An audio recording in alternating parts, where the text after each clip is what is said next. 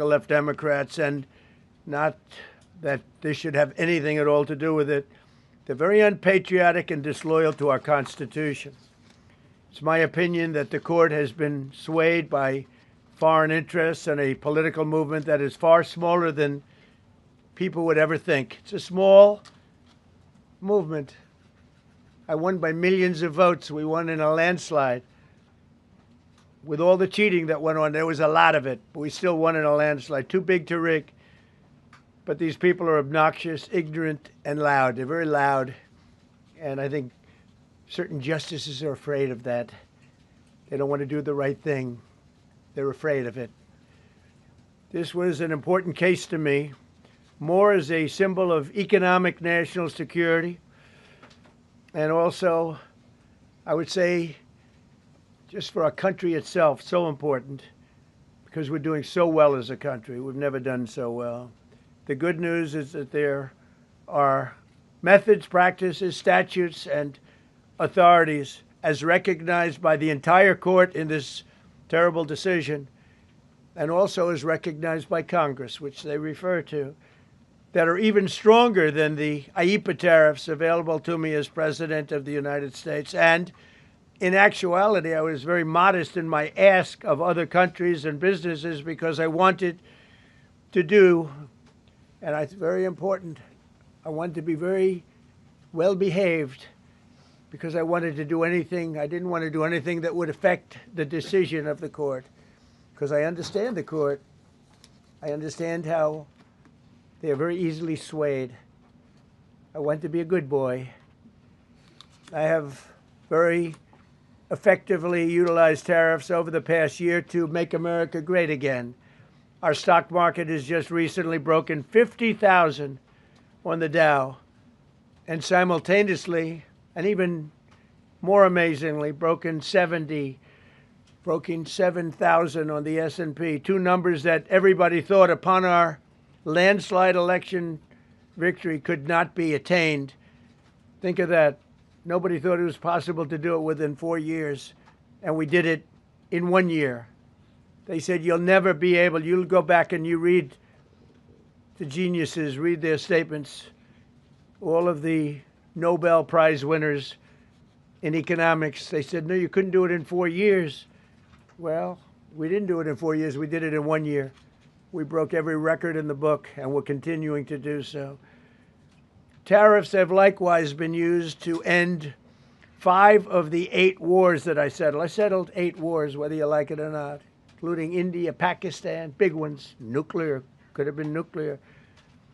Prime Minister of Pakistan said yesterday at the great meeting that we had, the Peace Board, he said yesterday that President Trump could have saved 35 million lives by getting us to stop fighting. They were getting ready to do some bad things.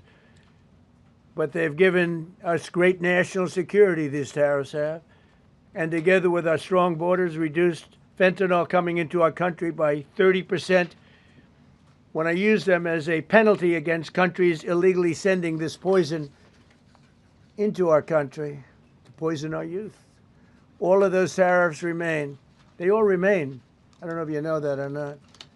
They all remain. We're still getting them, and we will after the decision. I guess there's nobody left to appeal to. But again, those 3 people, such respect. I've had a lot of respect for them anyway, but such great respect. But other alternatives will now be used to replace the ones that the court incorrectly rejected.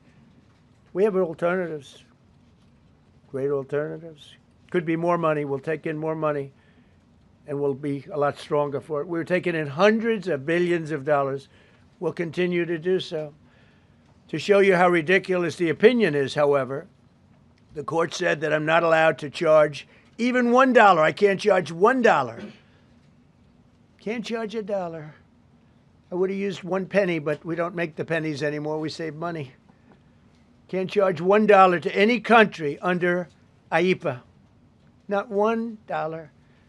I assume to protect other countries. This must have been done to protect those other countries, certainly not the United States of America, which they should be interested in protecting. That's what they're supposed to be protecting. But I am allowed to cut off any and all trade or business with that same country. In other words, I can destroy the trade. I can destroy the country.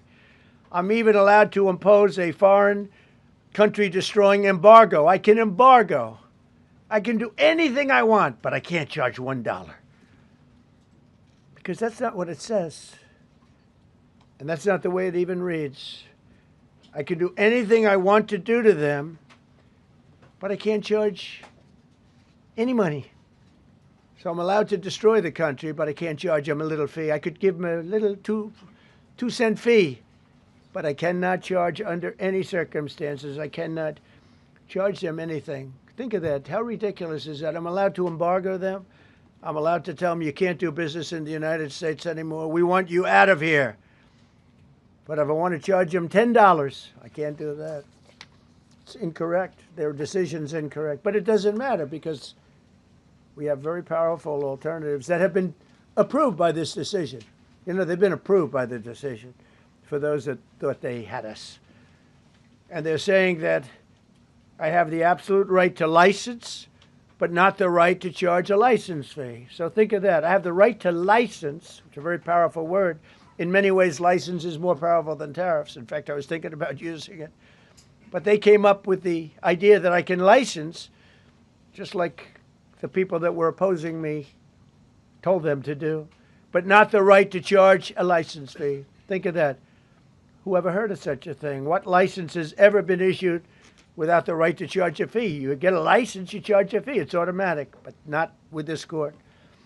But now the court has given me the unquestioned right to ban all sorts of things from coming into our country, to destroy foreign countries, but a much more powerful right than many people ever thought we even had, but not the right to charge a fee. How crazy is that?